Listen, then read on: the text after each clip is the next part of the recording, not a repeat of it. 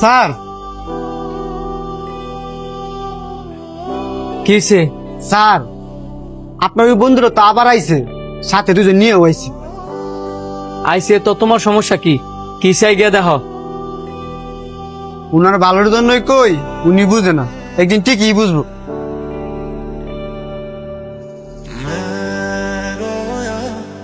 এই ওয়েটার। জি স্যার বলেন। আমাদের তিনজনের জন্য 3টা কফি নিয়ে আসো। ঠিক আছে, একটু ওয়েট করেন। জানোস, এটা হইলো যে আমার ছোটবেলার বন্ধুর রেস্টুরেন্ট। এখান থেকে যদি আমি পেট ভরে খাইয়া বিল নাও দেওয়া যায়, হ্যাঁ একটা মুয়ের কথা কয় না। কি তোর বন্ধু রেস্টুরেন্ট? তাইলে শুধু কফি অর্ডার দিলি কেন? অন্য কিছু খাওয়াবি না? আরেকদিন খাওয়া মনে, বন্ধুর রেস্টুরেন্ট দেখেই যে ফ্রিতে সবসময় ভরপুর খামু, এটা কি হয়? কারণ এটা তো তার ব্যবসা। তাইলে বাদ দে, আজকে কফি খাই। এই যে আপনাদের কফি। স্যার একটা কথা কই, কিছু মনে করেন না। বলো। মুরব্বীরা সবসময় একটা কথা কয়, চক্ষু সরম তো কপাল আলী কি।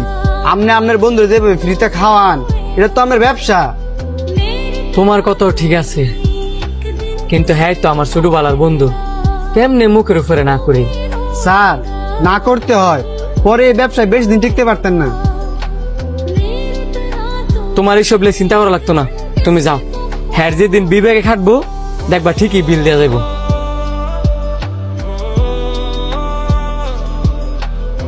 কিরে কি অবস্থা? কি অবস্থা ভাই? কি অবস্থা? তোর কথাই কইতেছিলাম, ভালো হয়েছে তুই আইসস। হ্যাঁ হইলো যে আমার ভার্সিটির ফ্রেন্ড, হঠাৎ করে আমার এলাকায় আইসে ঘুরতে, ভাবলাম তোর রেস্টুরেন্টে নিয়ে আই। ভালো করছস, নিয়ে আইসস। ভাই আর কি খাবেন বলেন? না না ভাই, আর কিছু খাবো না। সানি আপনার বিষয়ে যা বলছে, আপনি তো দেখি তার চেয়েও বেশি ভালো মানুষ। তেমন কিছুই না, আপনার আসছেন উল্টে আমি আর অনেক খুশি হয়েছি। বসেন, আমার আবার ওই দিকটা দেখতে হবে।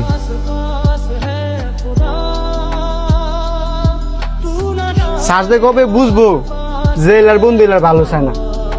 যদি ভালো চাইতো তাহলে কিভাবে দলবল নিয়ে একাইতো এতগুলা টিয়া।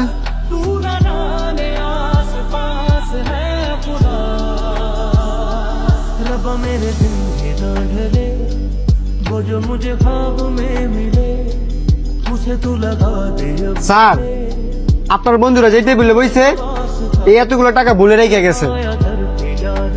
ভুল করে রেখে যায় নাই, এতদিন যে খাইছে ওইটার বিল মিটাই দিয়ে গেছে। জানে আমার সরাসরি দিলে আমি টাকা নিব না, এই কারণে সবগুলা টাকা টেবিলের উপরে রেখে গেছে।